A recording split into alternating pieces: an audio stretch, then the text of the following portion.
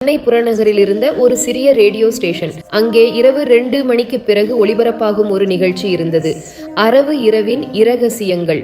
அதை குரல் மெதுவாக இனிமையாக நடத்துபவர் அனிதா ராவ்.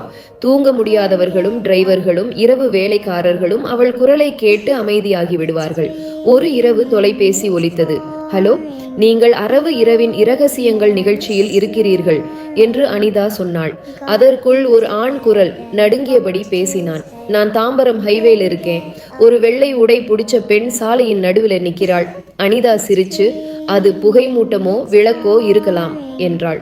ஆனா அந்த ஆண் நெளிந்த குரலில் சொன்னான், இல்ல, அவள் என்கிட்ட கையை ஆற்றா. ஒரு நிமிடம், லைன் கட். ஸ்டூடியோவில் மின்னல் போல ஸ்டாடிக் சத்தம் மட்டும். அடுத்த இரவு அதே நேரம் அனிதா மீண்டும் ஒரு அழைப்பு எடுத்தாள்.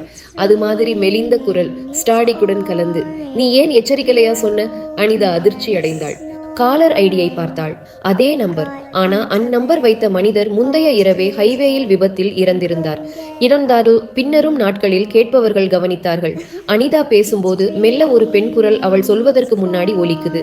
என்ஜினியர்கள் டேப்பை செக் பண்ணிய போது ஒவ்வொரு ரெக்கார்டிங்கிலும் கூட அந்த மற்ற குரல் இருந்தது.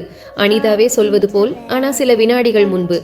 7ஆம் நாள் இரவு அனிதா அறிவித்தாள், இது என் கடைசி ஒளிபரப்பு. கேமராவில் அவள் தொலைபேசியை எடுத்தாள்.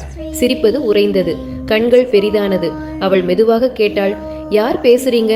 அதற்கான பதில் அவளுடைய குரலே, நான் ஏற்கனவே இங்கே இருக்கேன். அடுத்த நாள் காலை போலீஸ் ஸ்டூடியோவுக்கு வந்தது. மைக் ஆன், லைட் எரிந்தது. ஆனால் நாற்காலி காலி. ரெக்கார்டிங் இன்னும் 3 மணி நேரம் போனது. சிறிய சுவாசம், மெதுவான நிசப்தம். அனிதாவின் பாடல் ஹம்மிங் மாதிரி ஒரு குரல்.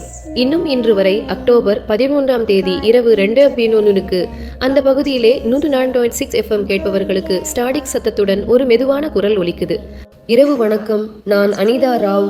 அரவு இரவின் இரகசியங்களுக்கு உங்களை மீண்டும் வரவேற்கிறேன்.